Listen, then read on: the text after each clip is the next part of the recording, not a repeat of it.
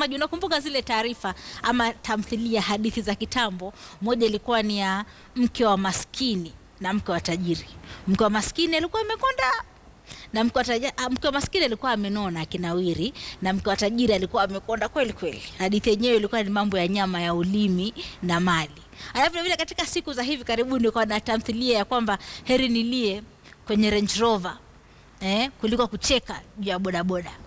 Ndio mdahalo tunaojadili hii leo hasa kwa kina dada. Katika siku za majuzi kumekuwepo na lalama kutoka kwa wanaume kwamba wanawake wamekosa kuwaheshimu na kuwachukulia kwa mapenzi yanayostahili. Lakini je, maoni ya wanawake kuhusu swala hili ni yapi? Kuna kitu ambacho wanawake wangetaka pia wanaume kuwafanyia ili waweze nao kuridhika jinsi jamii inavyowatarajia kuwaridhisha wanaume wao? Taarifa ifuatayo ina maoni ya wanawake kutoka maeneo mbalimbali humu nchini. Tazama taarifa yake Agnes Penda. Kulingana na mila na tamaduni za Kiafrika, tangu jadi mwanamke alitwikwa jukumu la kumtunza mumewe, jukumu la kumdekeza kama mtoto na kumonyesha utamu wa mapenzi kupitia mapishi, kwa kumwandalia, kumpakulia na hata kumlisha ili mkononi asiponyoke. Na ingawaje kina dada wa kizazi kipya muonekana kujaribu kuiga mfano huo ili angalau asibaki nyuma, kunao wanaodai kuwa wanaume kwa upande mwingine wamesahau kuwa mwanamke ni kama mgomba, lazima upaliliwe na kunyunyiziwa maji. Je, wanaume nao wamefanya nini kuhakikisha kuwa wanawake hasa wapenzi wao au wake zao wameridhika katika uhusiano wao wa kimapenzi? Wanaume hasa nchini wamejipata kulomiwa sana kwa kutotimiza matarajio ya wanawake. Hawafanyi vitu kidogo kidogo, wanafanya kitu kubwa kubwa. Pia unasikia umependwa. Wanaume wa Kenya wana ile kuangalia ni nini nimebakisha kwa mfuko. Na sasa hivi unataka mwanamke mtakuwa na yeye kwa maisha, si wa siku moja. Wanawake tuliozungumza nao wametaka wanaume kutekeleza majukumu yao ya kijamii vilivyo, hasa kutoibana mifuko yao na kuhakikisha kwa mahitaji ya mke yanatimizwa inavyohitajika kulingana na uzito wa mfuko. Swala ibuka ni je, mwanamume wa aina gani huyu anayezungumziwa?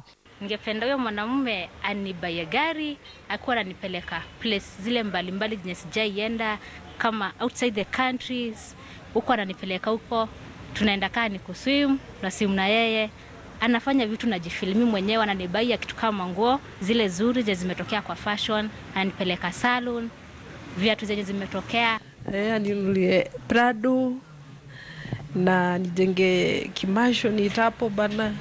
Nikiishi hivi tu najua ni effort yake imetufikisha hapo. Ataangalia mahitaji zangu, pia anijengee, si mambo na kukaa kwa plot. Alipia watoto school fees, na pia pesa. Hawezi kaa bila kutengenezwa nywele hizo. Kuna wanaotaka tu mume kuwajibika nyumbani katika majukumu ya kimsingi. What I want a man to do for me is at least buy me a house. At least buy me a house. Mark that at least. Because a house is something that can last for a long time.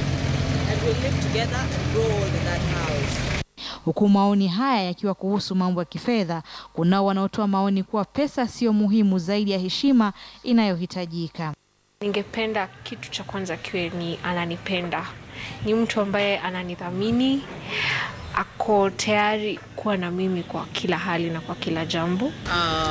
Something that makes me satisfied is just being loved. Every woman wants to be loved and understood. And that is basically what I want.